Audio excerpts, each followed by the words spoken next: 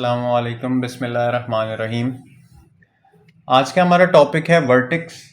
Vertex क्या चीज़ है, आज हम इस बारे में बात करेंगे और हम वर्टेक्स किस तरीके से फाइंड आउट कर सकते हैं। So let's start.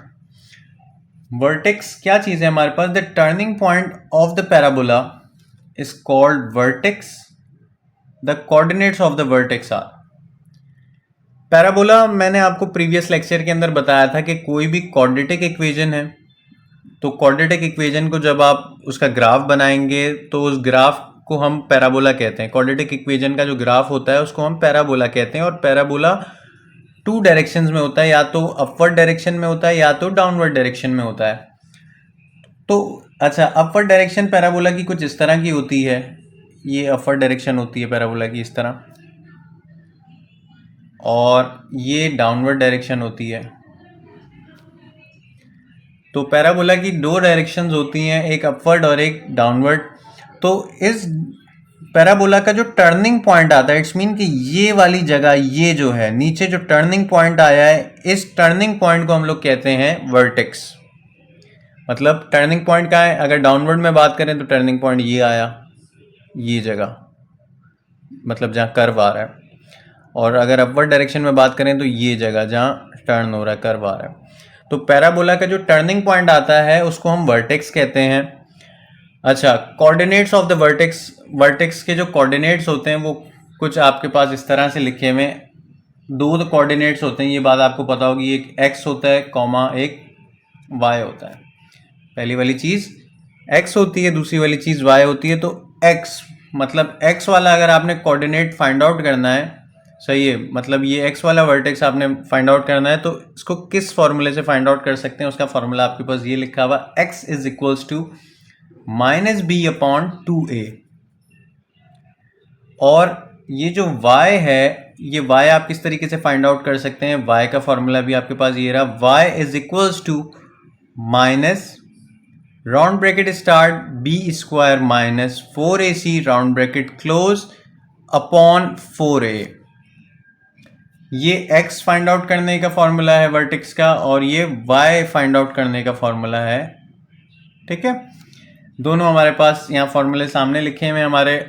ये देखें, मैंने यहाँ पर इस चीज़ को बनाया हुआ भी है कि ये x फाइंड आउट करने के लिए ये वाला फॉर्मूला, और y फाइंड आउट करने के लिए ये वाला formula. Find the vertex of the equation. अच्छा जी, अब हमें एक इक्वेशन दी हुई और आप जैसे कि देख सकते हैं कि ये एक क्वाड्रेटिक इक्वेशन है, सेकेंड डिग्री इक्वेशन है। देखें यहाँ पे एक ही जगह कुछ नहीं है, तो इट्स मीन कि एक ही जगह पे क्या है, 1 है, b की जगह -4 है और c की जगह 3 है। तो हमें क्वाड्रेटिक इक्वेशन दी हुई है और बोल रहा है कि इसके वर्टेक्स फाइंड आउट कर आप बताएं। अच्छा जी, हमारे पास एक इक्वेशन दी हुई थी जिसके अंदर क्वाड्रेटिक इक्वेशन थी, और उसके अंदर हमें बोल रहा है उस एग्जांपल के अंदर कि आप वर्टेक्स फाइंड आउट कर बताएं। इक्वेशन हमारे पास है y is equals to x square minus का 4x प्लस का 3। यहाँ पर एक ही जगह पे कुछ नहीं है, तो इट्स मीन कि एक ही जगह पे 1 है, तो मैंने लिख दिया a is equals to 1। b की जगह पर क्वाड्रेटिक इक्वेशन हमारी कुछ इस तरह की होती है ना, ए एक्स स्क्वायर प्लस का बी एक्स और प्लस का c, कुछ इस तरह की फॉर्म में होती है। y is equals to a x square plus का बी एक्स प्लस का c, कुछ हमारी क्वाड्रेटिक इक्वेशन इस शक्ल के अंदर होती है। तो देखें, ये क्वाड्रेटिक इक्वेशन दी हुई थी, तो एक ही जगह पे हमारे पास जो वैल्यू थी वो वैल्यू थी 1, कुछ नहीं था तो 1, तो मैंने लिख दिया एक ही वैल्यू है 1। हमारे पास जो b है, b की वैल्यू थी -4, तो मैंने लिख दिया b is equals to -4। c की वैल्यू हमारे पास 3 थी, तो मैंने लिख दिया c इज इक्वल्स टू 3। उसके बाद हमारे को वर्टेक्स फाइंड आउट करने का जो फॉर्मूला है, जो अभी हमने ऊपर लिखा था, वो यही था। जब x आपने फाइंड आउट करना हो तो उसके लिए फॉर्मूला है x is equals to minus b upon 2a। तो ये माइनस ऐसे ही रहा, ब्रैकेट स्टार्ट b की वैल्यू थी -4, तो मैंने राउंड ब्रैकेट में -4 लिख दिया, अपॉन 2 ही रहा, और a की वैल्यू थी 1, तो मैंने ये रही a की वैल्यू थी 1, तो मैंने a की जगह यहाँ 1 पुट कर दिया। उसके बाद जस्ट सिंपली इसको सिंप्लीफाई किया है, माइनस माइनस प्लस, ये 4 हो गया और 2 1 2, इसको कैंसिलेशन किए, 2 1 2 2 2 4, तो x की वैल्यू आ गई मेरे पास 2।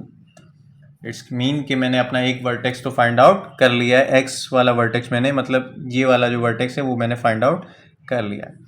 अच्छा जी, अब y फाइंड आउट करना है। y के लिए फॉर्मूला था हमारे पास y is equals to minus round bracket start b square minus 4ac round bracket close upon 4a।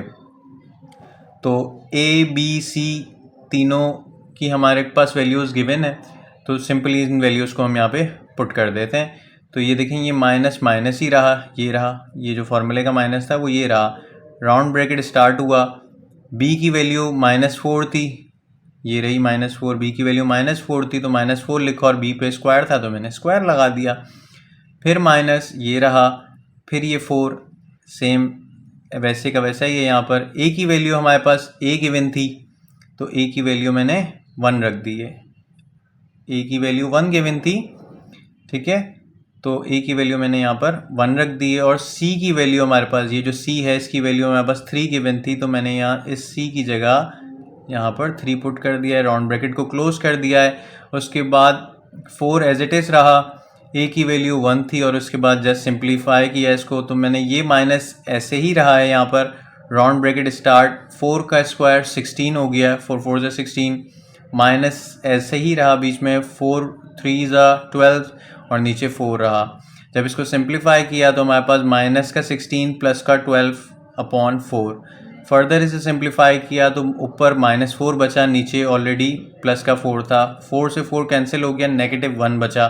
तो y की वैल्यू हमारे पास आ गई है, जो हमारा दूसरा वर्टेक्स था y, उसकी वैल्यू आई है -1।